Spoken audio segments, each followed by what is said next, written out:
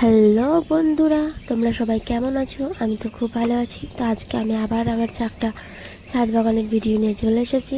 আর সকাল সকাল আমার গাছেদের সঙ্গে দেখা হয়ে তোমার মনটা ভীষণ ভালো হয়ে গেছে। আর এই যে দেখো, চন্দ্রমল্লিকা গাছ কতটুকু ছিল আর এখন দেখো কতটা ঝাঁকড়া হয়েছে, কতটা সুন্দর হয়েছে আর কতটা ঝাঁকড়া। শীত আস্তে আস্তে প্রচুর ফুল দেবে। দেখো, ওই যে কুড়িগুলোকে ভেঙে দিই না, কুড়িগুলোকে ভাঙার ফলে সুন্দর গ্রোথ হয়েছে। আর এই যে দেখো আমার গাছের ফুল লুক।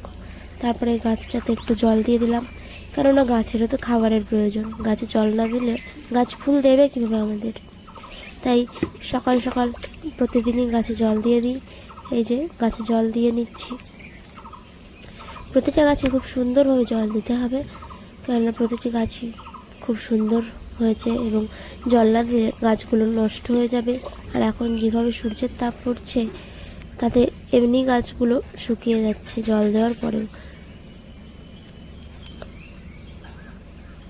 আজকে তো অনেকদিন পরেই গাছে আমাদের ছাদ বাগানের একটা ভিডিও নিয়ে আসছি।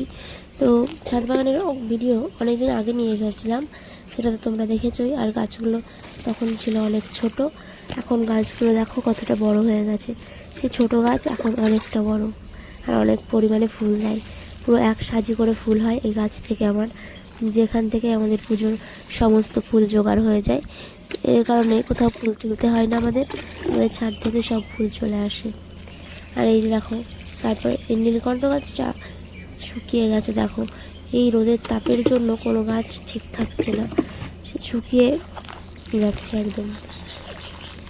তো আমি সব গাছে জল দিয়ে নিচ্ছি এক এক করে। তারপরে দেখো গাছগুলো, দেখো ফুল, দেখো গাছগুলোর যেমন ছিল সেরকমই ফুল ধরছে এখনও। গাছ বড় হয়েছে কিন্তু ফুল সুন্দরই আছে। কত ফুল ফুটেছে দেখো একবার। আর এই যে দেখো, আমার তো ফেভারিট লাল রঙের নয়নতারাটা, খুবই সুন্দর লাগে দেখতে।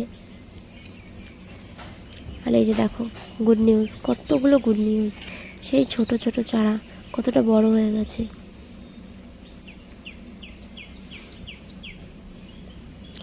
আর এই যে দেখো ডালিয়া গাছ, একবার ফুল দিয়ে আবার বড় হয়ে গেছে গাছ।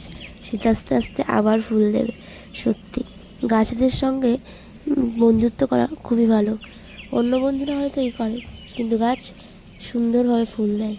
আর এই যে দেখো পর্তুলিকাটা কতটুকু ছিল, একটা জাস্ট ডাল লাগিয়েছিলাম আর এখন দেখো কে দেখে এর গ্রোথ, প্রচুর ফুল, প্রচুর। আর এতটাই সুন্দর বলার নেই। এই যে ফুল লুকটা দেখে নাও একবার, কতটা সুন্দর আর কত পরিমাণে গাছ হয়েছে।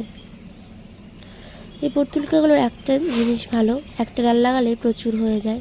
আর এই দেখো ফুল লুকটা কতটা সুন্দর লাগছে, টব থেকে উপচে পড়ছে, টবে ধরছে না আর। আর এই যে দেখো নয়নতারা, আর ছাদে সাদা নয়নতারাই বেশি, তাই না? আর এই গাছগুলো হলুদ হয়ে গেছে, হয়তো জল কম ছিল তার জন্যই ওরকম হলুদ হয়ে গেছে। আর এই যে দেখো সেই আর এক নার্সারি থেকে নিয়ে আসা আর একটা গাছেরও কত চারা বেরিয়েছে আর কতটা আগাছা জন্মিয়েছে দেখো। আগাছাগুলো সব তুলে ফেলবো। আর এই যে দেখো কত সুন্দর সুন্দর চারা বেরিয়েছে। আর এই যে দেখো আর একটা ফুল যেটা এখনও ফোটেনি, ঘাস ফুল বা পর্তুলিকা, এটাও দুটো কালার তো আছেই, কিন্তু খুব সুন্দর লাগছে। আর এই যে দেখো আর একটা চন্দ্রমল্লিকা, এখানে চন্দ্রমল্লিকাগুলোর গ্রোথ দেখো। এটা 1 ক্যারেট লাগানো হয়েছিল, পুরো ভর্তি হয়ে গেছে এখন। আর এই যে সবেদা গাছটাও ভালো গ্রোথ হয়েছে। আর এই যে দেখো কুড়ি ধরে, কিন্তু কিছুই ফল ফুল কিছু নেই সবেদা গাছে। আর এই যে দেখো স্টক, এখনও ফুল ফুটেই যাচ্ছে। আর এই যে নীলকণ্ঠ ফুলের গাছে তো ফুল ফুটে রয়েছে অনেক, এছাড়াও বীজও রয়েছে অনেক। তোমরা কেউ বীজ নিতে চাইলে অবশ্যই আমাকে কমেন্ট করে জানিও। এটা চাপা নীলকণ্ঠ ফুল, এটা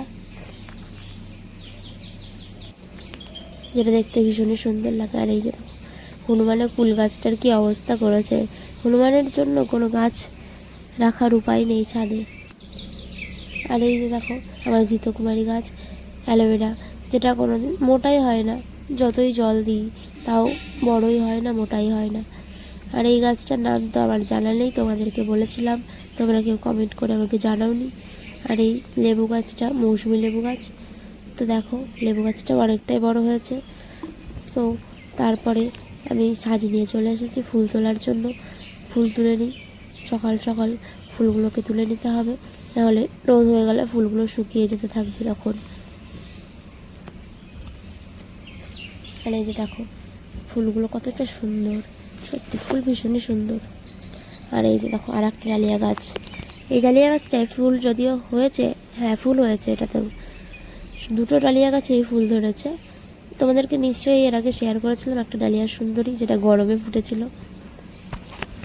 আসলে। আর এই যে দেখো এই গাছটারও ফুল তুলে নিচ্ছি। এখন সব গাছেই প্রচুর পরিমাণে ফুল হয় এবং সব গাছ থেকেই সব ফুলই তুলে নিই আমরা, এবং তারপরের দিন আবার গাছ ভর্তি হয়ে ফুল ফোটে। আসলে সব ফুল তুলবো এবং সব ফুলই ঠাকুরকে অর্পণ করব।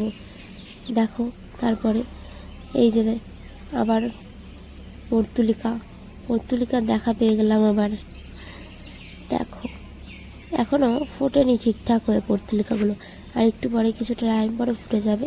আর এই যে দেখো এখন কিন্তু ফুটে গেছে আর একটা পর্তুলিকা বা ঘাস ফুল, আমরা তো বলি ঘাস ফুল, আর তোমরা কে কী বলো সেটা কমেন্ট করে জানিও।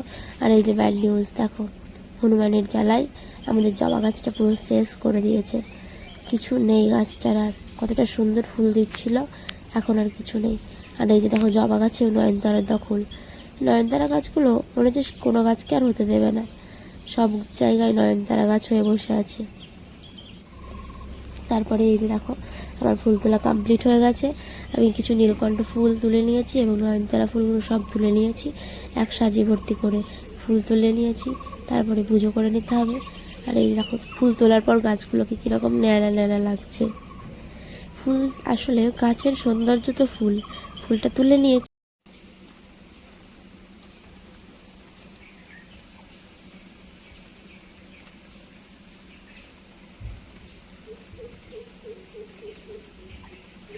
তো আজকে এখানেই টাটা। আর আমার ভিডিওটা কেমন লাগলো সবাই লাইক কমেন্ট অ্যান্ড সাবস্ক্রাইব করতে ভুলো না। আর সবাই ভালো থেকো, হ্যাপি থেকো এবং নিজেকে ভালোবাসো। আজকের মতো এখানেই টাটা।